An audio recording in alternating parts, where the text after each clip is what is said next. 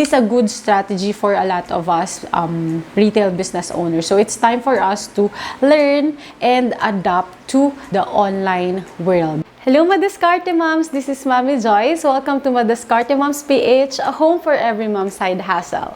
For today's video, I'll be sharing strategies on how you can increase sales for your retail business.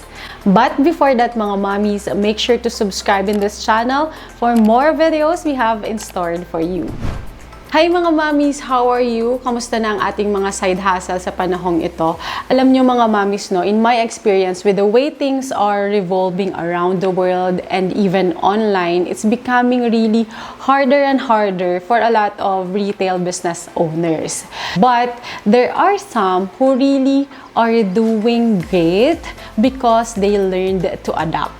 So, these tips or ideas that I will be sharing will be easy and practical that you can use for your business no matter if you are in a brick-mortar store or you are online. Okay, so if you're ready, let's dive in.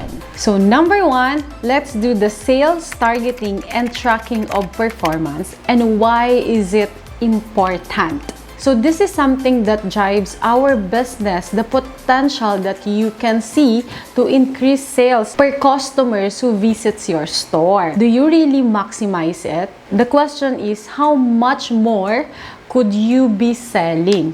Because we can probably sell a bit more, probably also increase the people coming back to buy to your store. So now the question is, paano ba natin to gagawin? So the challenge here comes to us, okay, the owners or the salesperson in the business. Sino ba yung nagbebenta? Do you have a staff or ikaw mismo yung nagbebenta? Now, you should have the sales target every day. Okay? So that you will know how much more you should sell. It's about boosting more effort to sell that will drive performance to you or to your staff na nagsisell. Now, if you don't clearly define the target sales, you won't be able to check if you are on the right track. So, if you have your salesperson, what you can do is to train, i-train natin siya, or encourage them to achieve goals. So, what you can do is you can do incentive programs kapag marami silang nabenta, or like employee of the month, meron tayong mga pa-contest where they can get tips or incentives kapag marami silang nabenta. If you are the one who's selling, what you can do is to give incentives or sweldohan nyo rin yung sarili nyo. Huwag natin kakalimutan yung sarili natin, no, when it comes to our business. So, number two, what you can do is to offer a product of the day or product of the month. Okay, magpe-feature kayo ng product. Now, depending on what you sell. So, this is the easiest additional sales that you can get per transaction. So, for example, for the customers, no, that they are ready to pay or to transact the product from your store, you can offer them to try your product of the month, no? It's like more of building rapport. Para kang nakikipag-usap sa kanila na, you know, you can try this. Ayan, come up with a good offer na para matry nila. And the next thing you'll know, no, you'll be increasing your sales by 10% or more than pa nga, merely by just offering or parang sinesales stock nyo yung customer nyo. You can do this also online, no? I-feature nyo yung mga products na hina-highlight nyo within the month, okay? So with this, also you can build rapport or relationship with your customers. So babalik at babalik sila. They will be satisfied with the customer experience, okay? Number 3 naman, next is the add-on strategy. Alam nyo, natutuwa ako dito eh. It's like you are selling more by offering new products, okay? New products that maybe, for example, number 1, you can complete the look. So for example, they bought a dress, so you can offer an accessories to complete the look, okay? Or highlighting the products that are on sales. Diba, sino ba naman mga tao ang hindi gusto ng sales? So let's move on to number 4. The next one is to encourage gift card purchases. Sabi ko nga, no, gift card purchases are really a gift for us retail business owners. You can do this also online. So because we know that not every penny, okay, not every peso will be redeemed with a gift card. Syempre, if they have 500 peso gift for redemption, okay, it's either they will end up buying a lot or spending a lot more to maximize the gift card. Example, na purchase nila is 400 pesos lang, but they have 500 gift cards. So they will be adding one more item that will increase your sales, di ba? Sobrang galing ng gift cards na to. And also on top of that, it's like they are giving you cash advance, okay? Binayaran nila yung gift card without taking any product after. So maybe after ilang months or after days pa nila kukunin yung products na yun na i-redeem nung pagbibigyan nila. This strategy really works during celebrations, okay? Like holidays, Mother's Day, Father's Day. So, pwede nyo tong gawin for you to increase sales on your retail business also. So, now we move on to number 5, last but not the least.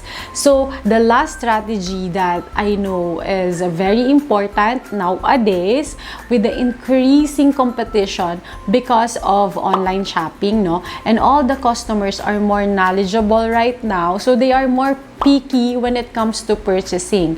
They want a good or a great online experience. So, to beat the competition, number 1 that you should really have is for you to be able to sell in a lot of platforms. And how you can do that is by having a website. It's more about scaling, okay? Being out there in the social media world and in different places online. So, you can use a Shopify for your online presence. You have to take advantage of this for you to sell more online by giving a great customer experience, online experience. Kasi right now, lahat tayo, we are almost all of us, no, talagang we are used to ordering online. This has a lot more benefits than you having to sell in just one platform. Kasi you will be able to also showcase your products, okay? Your featured products sa website mo. And then you can use this also to market sa social media. This will be your dedicated website. Pwede na silang magbayad, mag-check out, and then it's for you to provide them the best delivery system, the best payment system that you can offer. They will also trust you as a brand, and also they will keep coming back ordering. Okay? Talagang this is a good strategy for a lot of us retail business owners. So it's time for us to learn and adapt to the online world. So that's all about it, mga mommies. Before we end this video, let's recap first. Okay, so number 1, what you can do is sales targeting and tracking of performance. Number 2 is offering product of the day strategy, and number 3 is the add-on strategy. Number 4 is encouraging gift card purchases strategy, and number 5 is having your own website. So yes, mga mommies, that ends our video or madiscarded tips of the day.